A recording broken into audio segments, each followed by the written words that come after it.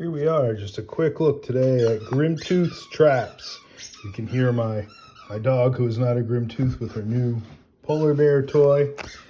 These are supplements from approximately 1983-84 that were released by Atlas Games. In fact, the dates on these are publication 1982, 82 and 83, I presume. So these were generic trap books that could be used for any role-playing game.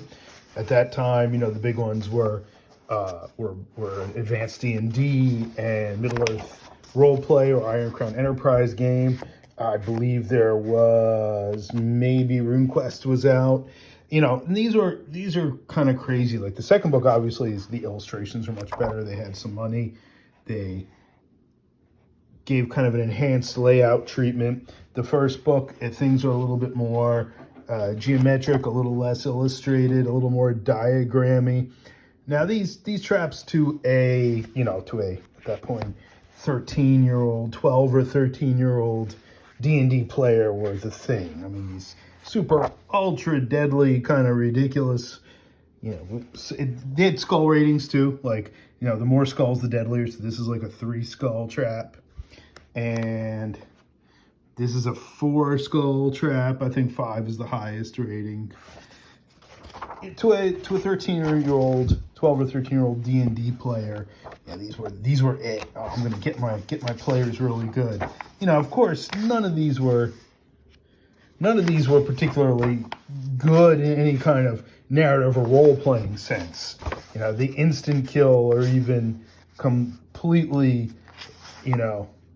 give the player very little chance for recovery. Like that one's not too bad. You just, in any sort of modern role-playing game, especially anything that's narrative or story-focused, you just don't use stuff like this. At that time, though, it was a different time. Your energy was different. The time was different. And this is kind of like a memory lane trip here, going through these books that I spent hours in. As you can see, the bindings are really well worn. I read these again and again, and I shared them with friends, and it was really this kind of cool thing too, that it was not made by any big RPG producer. It was this independent press. And now that I'm kind of at that place by myself, I have like a greater appreciation for this. And I believe that they have actually been reprinted. There's a new version of them out there. I think it was kickstarted some time ago. I haven't looked at it. And again, this is good humorous reading, good humorous RPG reading.